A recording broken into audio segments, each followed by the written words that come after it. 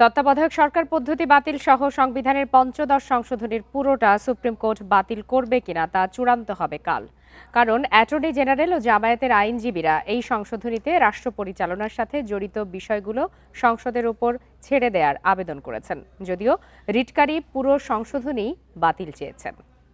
2011 সালের জুনে তত্ত্বাবধায়ক সরকার ব্যবস্থা ও সংবিধান সংশোধনে গণভোট বাতিল, সংবিধানের মৌলিক কাঠামো চিরতরে অসংশোধনযোগ্য করা, জাতির পিতা, ধর্মনিরপেক্ষতা সহ 55টি বিষয়ে সংশোধনী আনে আওয়ামী লীগ সরকার, যা পঞ্চদশ সংশোধনী নামে পরিচিত।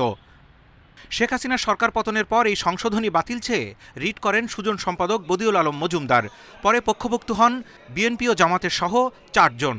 2024 সালের ডিসেম্বরে হাইকোর্ট তত্ত্বাবধায়ক সরকার ব্যবস্থা বাতিল সহ কয়েকটি বিষয় অবৈধ ঘোষণা করে রায় দেয়, কিন্তু এর বিরুদ্ধে আপিল করেন রিটকারী। গেল রোববার থেকে টানা 3 দিনের শুনানিতে রিটকারী পুরো সংশোধনী বাতিল চান। তবে জামায়াতের আইনজীবীরা সংবিধানের মৌলিক বিষয়ের সাথে সাংঘর্ষিকগুলো আদালতের মাধ্যমে বাতিল চান, বাকি রাষ্ট্র পরিচালনার মূলনীতির সাথে জড়িতগুলো সংসদের উপর ছাড়ার আবেদন করেন। বিসমিল্লাহির রহমানির রহিম থাকবে কিনা এবং আমাদের আর্টিকেল 8, 9, 10, 11, 12 রাষ্ট্র পরিচালনার মূলনীতি কী হবে, এই বিষয়গুলো মূলত আদালতের কাজ না। আদালত যদি এগুলো করতে যান, সিদ্ধান্ত নিতে যান, তখন আদালতের কাজটা পার্লামেন্টের কাজের উপরে আর একটা বাড়তি কাজ হয়ে যায়। শুনানিতে অ্যাটর্নি জেনারেলও হাইকোর্টের পর্যবেক্ষণ অনুযায়ী রাষ্ট্রীয় মূলনীতির বিষয়গুলো সংসদের উপর ন্যস্ত করার আবেদন করেন, বাকিগুলো সুপ্রিম কোর্টের মাধ্যমে সিদ্ধান্ত চান।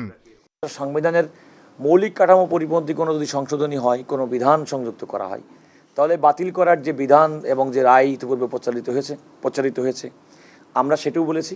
আবার অ্যাট দ্য সেম টাইম সংবিধান বহির্ভূত যদি কোনো প্রভিশন যদি পঞ্চদশ সংশোধনীর মধ্যে থেকে থাকে, সেটিও পূর্বের রায়ের নজিরের আলোকে সেগুলো বাতিল চেয়েছি। আইনজীবীরা বলেন, পঞ্চদশ সংশোধনীতে 55টি বিষয়ে সংশোধনী এত বিস্তৃত ছিল যে সংবিধান পুনর্লিখনের মতোই। Zahidul Bashar, independent news, Dhaka.